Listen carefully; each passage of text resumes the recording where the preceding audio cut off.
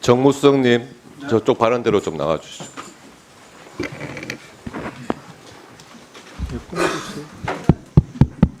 예, 오늘 그 운영위 국감 전에 언론에서 이렇게 타이틀이 나오더라고요. 김현지 없는 김현지 국감.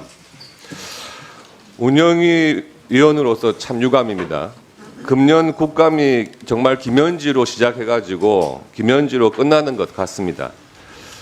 총무비서관, 과거에 당연히 대통령실에 대한 국감에서 증인으로 출석을 해왔고요. 우리 운영위에서 제일 처음 국감 전에 이 증인 채택 여부를 논의할 때 당연히 총무비서관도 나오는 것으로 저는 이해를 하고 있었는데 그때 민주당에서 증인 채택을 거부하면서 이 논란이 커진 거거든요. 그 이후에 갑자기 대통령실에서 총무비서관을 또 부속실장으로 발령까지 냅니다. 아예 총무비서관이 국회에 나왔던 그 관행의 적용 대상에서 빼버리겠다고 한 거죠. 그러면서 논란이 계속 커지고 김현지 부속실장에 대한 과거 의혹까지도 다 언론에 나오면서 이게 일이 커진 겁니다. 최초에 정무수석께서 언론에다가 김현지 100% 출석 장담한다 이렇게 하셨다가 그 다음에 말이 갑자기 바뀌셨더라고요. 김현지 실장 나온다고 했다가 안 나온다고 다시 말이 바뀌신 이유 대통령이 지시하신 겁니까? 그렇지 않습니다. 총무비서관은 과거에 계속해서 운영에 출석했던 전례가 있어서 출석하는 것으로 저는 그렇게 알고 있었고요. 그러나 총무비서관이 부서실장으로 이동하게 된 것은 국회에 불출석하기 위해서 한 인사가 아니고 김남준 실장을 알겠습니다. 대변인으로 채택 그런 인사가 이미 있었기 때문에 불가피하게 이렇게 된 것이고 사실은 부속실장이라 하더라도 출석 의무가 없지만 수석님, 오전 중이라도 출석을 하려고 이어가겠습니다. 했는데 국회에서 거부된 것으로 알고 있습니다. 처음에는 총무비서관으로서 있으면서 장관 후보자에 대한 인사에 관여한 것이 아니냐 그 정도의 의혹이었습니다. 그런데 이게 갑자기 인사 발령까지 나면서 또 주변 인물들의 말도 바뀌고 그러니까 이게 실세 현지가 아니냐는 의혹이 제기된 거죠.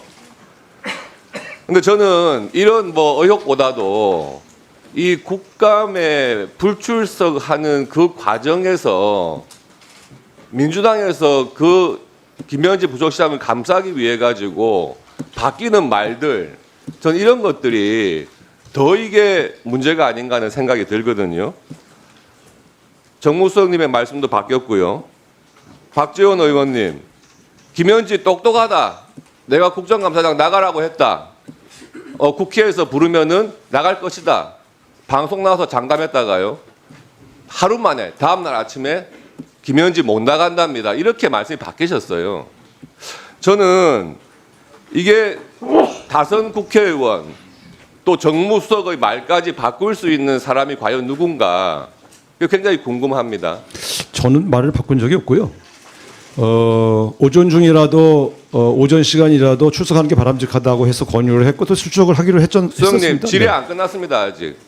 그래서 지금 민주당에서 제안한 게 오전에만 참여했다가 돌아가겠다. 오늘 오전 상황 보시지 않았습니까? 이런 식으로 회의 진행시키면은 오전에 증인으로 나오는 것이 무슨 의미가 있겠습니까? 이렇게 김현지 부속실장을 감싸고 도는 것이 대통령의 뜻입니까? 아니면은 김현지 부속실장 본인의 주장입니까? 아니 이제 김현지 그 실장의 출석 여부는 실제로 인사가 그 이전부터 이미 계획되어 있었고요. 그래서 부서실장은 의무 참석 인원이 아니었기 때문에 별로 고려 대상은 아니지만 혹시 국회에서 원하면 간다는 입장은 계속 견지하고 있었습니다. 그래서 국회에서 증인 채택을 하면 반드시 출석시킨다. 그건 기본적으로 정무수석실의 일관된 입장이고요. 오전 출석은 오후에 대통령 일정이 이미 예정돼 있었기 때문에 부서실장이 수행을 해야 되는 것 때문에 양해를 말씀드린 것이고요. 과거 관행상 필수 증인이라 하더라도 불가피한 일정이 있으면 양해했던 것이 과거의 관례 아니었겠습니까? 그래서 한 3시간 정도면 여야 의원님들이 충분히 김현지 부서실장에 대한 여러 가지 제기되는 문제를 충분히 지지할 수 있다고 판단했습니다. 과거에 국회의원 하신 경험상 국정감사에서 오전만 출석하겠어 끝내겠다고 하는 게 무슨 의미인지 다 아시지 않습니까? 들어가십시오. 비서실장님께 묻겠습니다. 네. 민주당에서 최근에 대통령에 대해서 재판중지법 추진하겠다고 이야기를 했다가 비서실장께서 나서가지고 대통령 뜻이 아니다 이렇게 정리를 시키셨어요. 그러면서 대통령을 정쟁에 끌어들이지 말라 이렇게 언급까지 하셨는데 이거 민주당이 들으라고 하신 말씀이시죠? 아닙니다. 야당도 함께 양해해 주셨으면 좋겠습니다. 여야 모두가 대통령을 정쟁에 끌어들이지 말고 민생과 경제를 살리는 데 도와주십시오. 예. 그러면서 하신 말씀이 헌법상 대통령에 대한 재판 중지는 명백하기 때문에 입법 조치까지 필요 없다. 뭐 이런 취지로 말씀하신 것 같아요. 근데 저는 이게 명분에 불과하다고 생각을 합니다. 지금 민주당에서 추진하고 있는 것 중에 이재명 대통령 구하기 여러 가지 하고 있죠. 일단 배임죄 폐지 이거 없애면은 대장동 재판 면소로 끝나겠죠. 또 공직선거법에서 행위 부분을 뺀다. 그러면 지금 유죄 취지로 파기환송된 사건 또 면소로 끝나겠죠. 그리고 대북 송금 사건 아예 공소 취소를 하려고 지금 법무부에서 빌드업 작업하고 있습니다. 이렇게 면소나 공소 취소를 해버리면 대통령 퇴임 이후에도 재판받지 않고 편하게 지낼 수 있는데 괜히 재판중지법을 해놓으면 대통령 재임 기간 끝난 다음에는 재판하라는 뜻이 아니겠느냐.